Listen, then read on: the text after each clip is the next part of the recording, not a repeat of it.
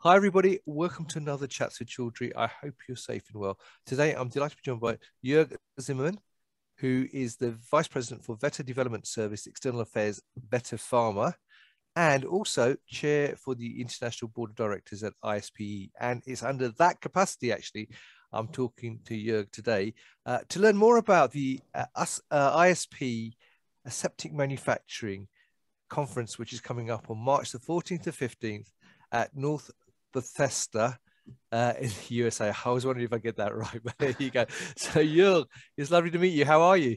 I'm doing fine, thank you. Thanks for having me for the interview.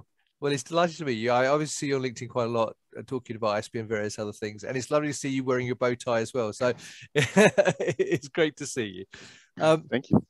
Now, before we start talking about the event coming up and previewing that, would you mind giving viewers a quick overview of ISPE for those not familiar with the organization and also your role within it? Certainly. So ISPE is the leading organization in the pharmaceutical industry, representing the pharmaceutical and technology know-how. And as an industry organization, it's not a lobby organization. We have individual memberships, which means that we can take a neutral position representing all of the industry and then talking to the regulators, talking to the governments about what their regulations will mean to industry. For example, with the Annex 1 revision that is still underway, we commented heavily on that, on making sure that we don't have any misunderstandings and that we don't go the wrong way implementing things. So that's an important thing. For the members, it's really a community of almost 20,000 members worldwide. And that's a great community of sharing, of getting to know, always being able to ask people if you have a problem. You will always find somebody who will help you out. So if I have a question, I shoot it into my network through the channels, and usually within a day or two latest, I have a couple of answers to it. So it's that community spirit that sets ISPE apart from other organizations.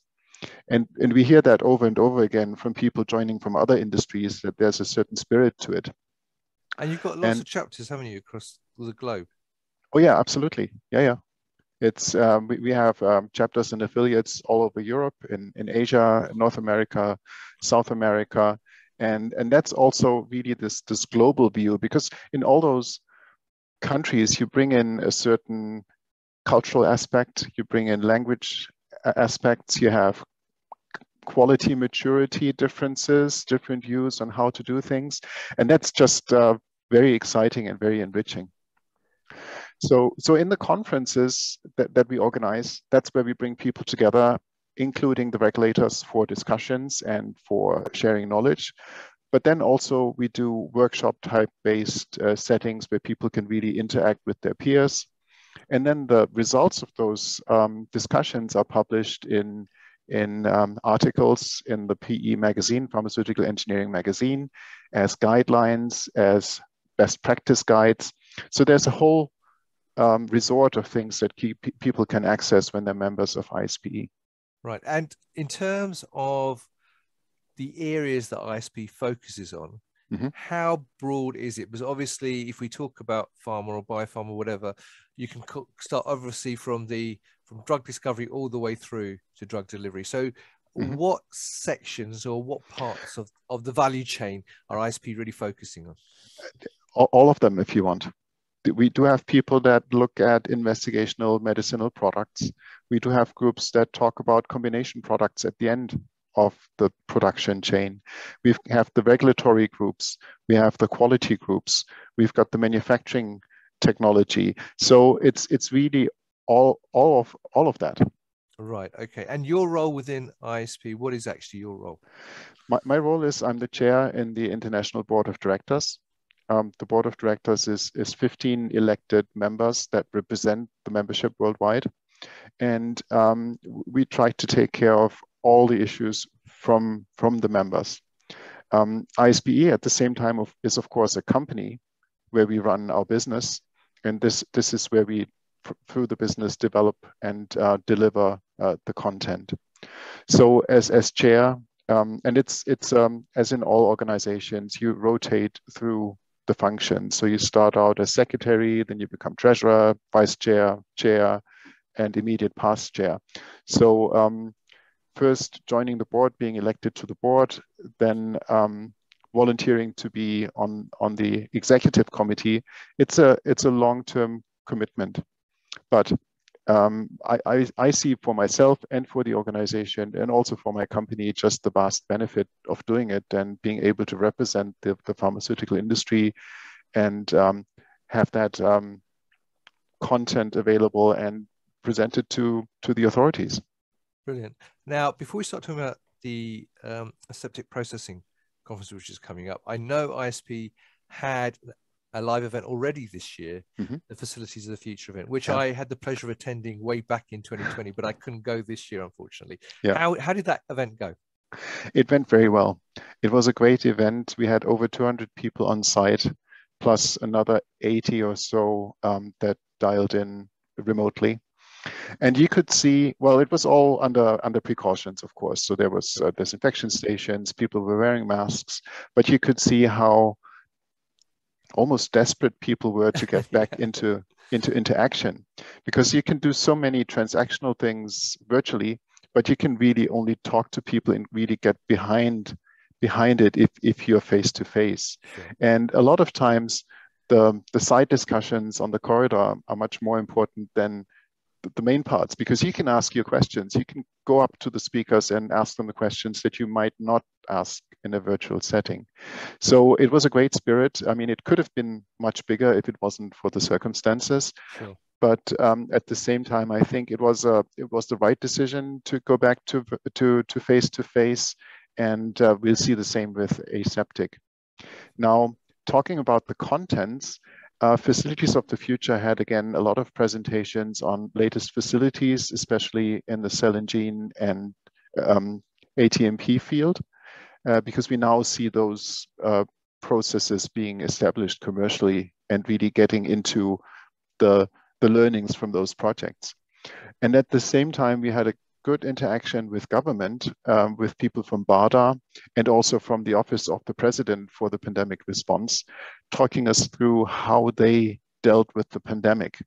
And that was really, really interesting to see, because we had witnessed it from the industry side, but now to hear how they dealt with it. And you probably saw the same thing.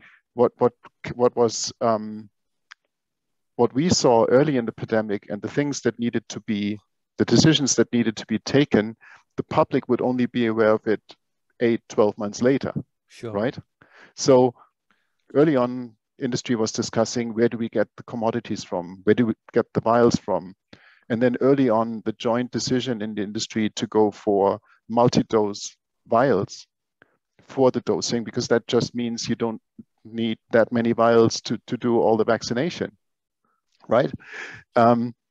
Those things only came up in the public like 12 months later. And, oh, we need vials. Where do we get vials from? And we've already taken care of it, right? So that was really, really interesting to see. Brilliant. Now, let's talk about the upcoming conference then. Basic question for those people watching who may not be fully aware of how things work. Why is aseptic manufacturing so important? Well, aseptic manufacturing means the sterile products, and sterile products are high risk and critical products because by injecting you circumvent all the natural defense mechanisms of the body. So high scrutiny from the authorities. And at the same time, if we look at the market roundabout now, value wise, there's more injection products on the market than any other dosage form. Value wise, not volume wise. Of course, tablets, billions and billions of tablets, you wouldn't count it on that, but value-wise. And why is that? Because the innovative products like biologics and now cell and gene therapy and all those things, they need to be injected. So that's why there's a huge growth in that part of the market. And at the same time, to get to a sterile product, avoiding particles and microorganisms and pyrogens is a high-tech operation and is still evolving and under, like I said, extreme scrutiny from the authorities. Right. Now, I know you've been involved with the Aseptic Conference for quite a while. So how long have you been involved? And also, looking at the conference coming up, what can you expect? What can people expect to learn from the event? So I've been involved as a speaker as early as 2003, I think, and then organizing it since 2010 or 11. So it's been quite a while that I've been on that, and it's still evolving, and there's still so many advances being made on the technology. So these are the things that we want to cover. Now, robotics in aseptic manufacturing is still a hot topic. For my company side, I'll say we did that in '95. What's the big deal? But there's still so many new things that you can do, and looking Sure. at robots doing environmental monitoring and troubleshooting and not just handling units. That's still something that is great, and we do have presentations on that. We even have presentations of people retrofitting existing lines, introducing robots to make the processes more robust. Right. So that's one area. Another area is the introduction of contamination control strategy according to Annex 1. We'll also be looking at single-use systems and how to qualify them. We're talking about containment. When high potent drugs are being processed aseptically, you have to both care about operator protection and product protection, which makes it another challenge. We'll be talking about hydrogen peroxide decontamination and how to qualify those processes. So there's everything around aseptic wraps and isolators, and you name it, we have it if you want. And at the same time, it's a program that is for all audiences. So those who are new to the field and those who've been coming for years. Right. Fantastic. One thing which struck me though, because you've been doing this for such a long time, is has the pandemic sped up the technology within aseptic processing? Because you mentioned the delivery systems now need to be aseptic because of the vaccines and so on. So has that driven the speeding up of technology? Because I know pharma historically is perceived to be very conservative. Yeah. And it's very difficult. It takes a long time to change. So has that changed how things are working now within the industry? It has, in terms of people revisiting the processes that they have and trying to streamline it and to make it more straightforward. So a lot of times it's the discussion between the need to have things and the nice to have things. Sure. And a lot of times we maybe get overboard a little bit and go for the nice to have things when they're not really necessary.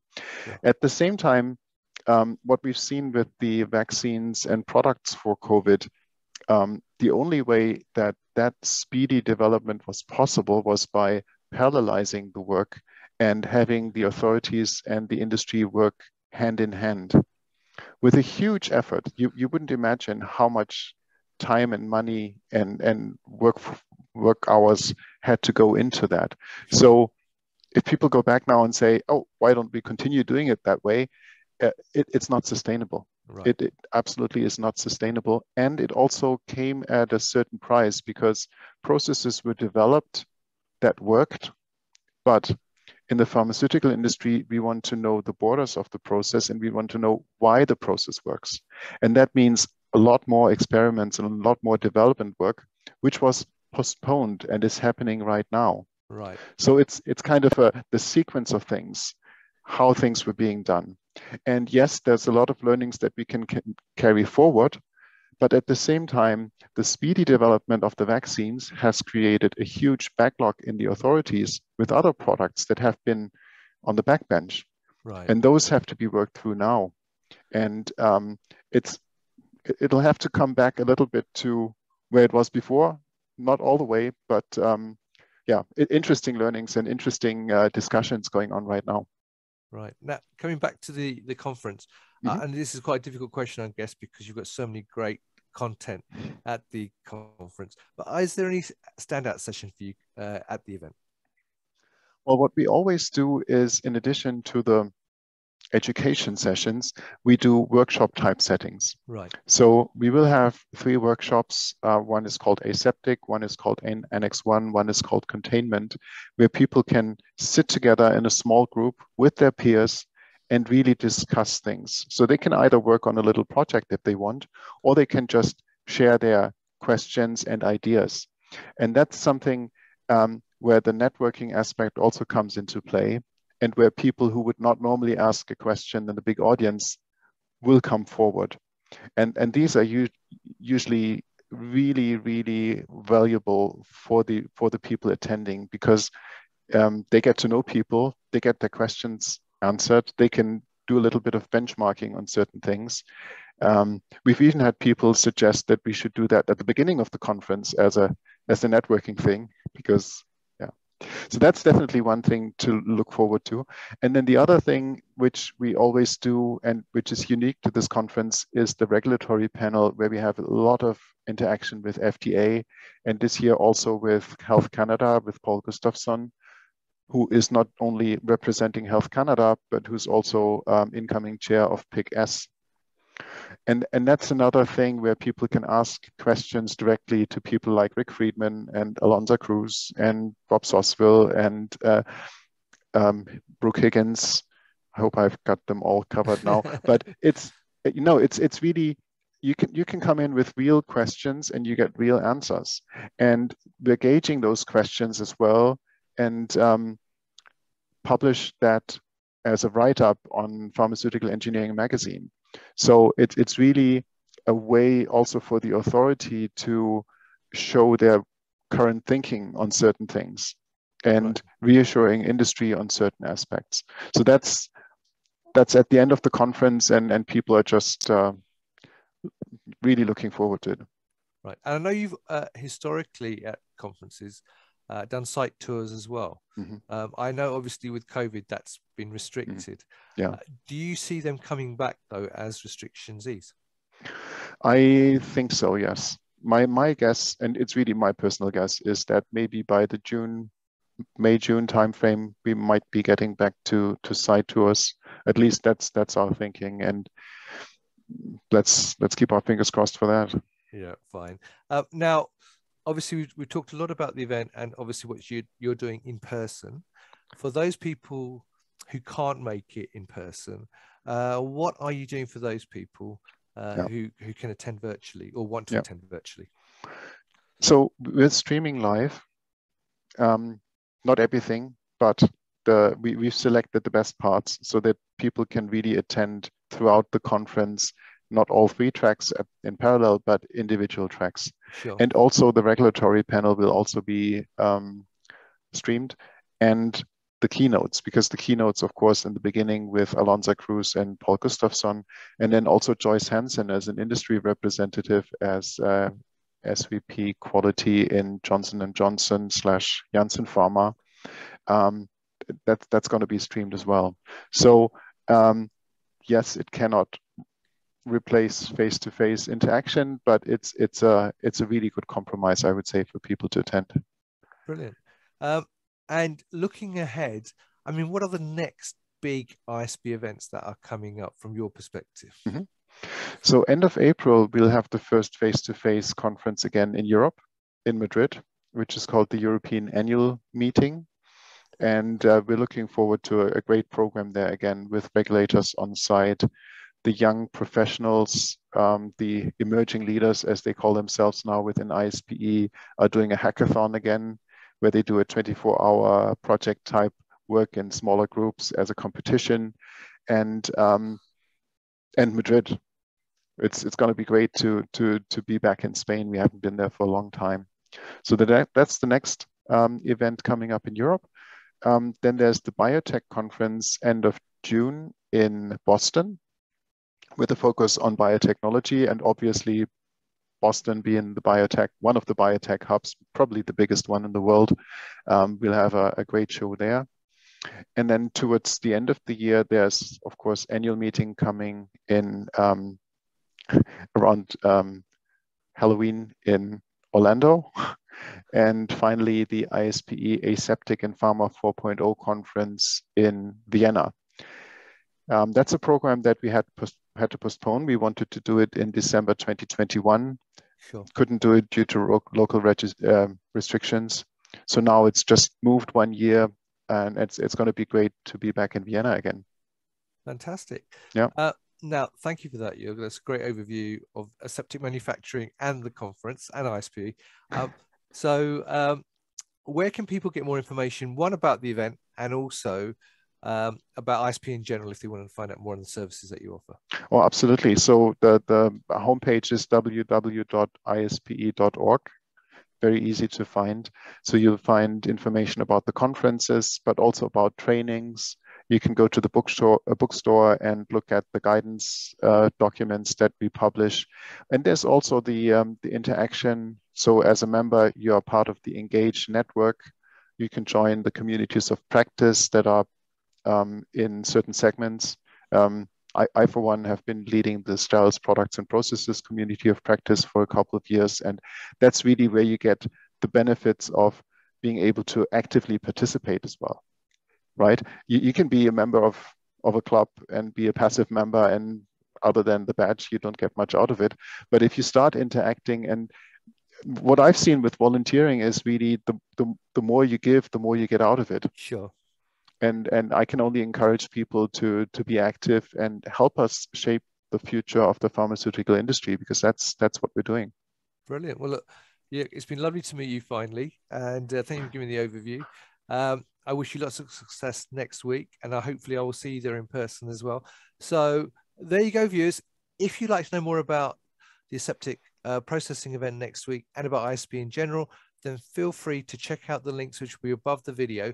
You can also, as Jörg, I know, is very active on LinkedIn, is you can message Jörg directly. I mean, I did, which is why we're doing this interview, actually. So please message him directly on LinkedIn as well, or other members of the ISPE. They're all on LinkedIn as well, if you've got any questions, or leave any comments and questions below the video as well. So yeah, all that's says, I look forward to hopefully catching up with you next week. Have a great build up to the event as well. Thank you. That was great, and looking forward to it. And thank you, viewers, for watching. Until next time, as always, stay well and stay safe. Bye-bye. Bye-bye.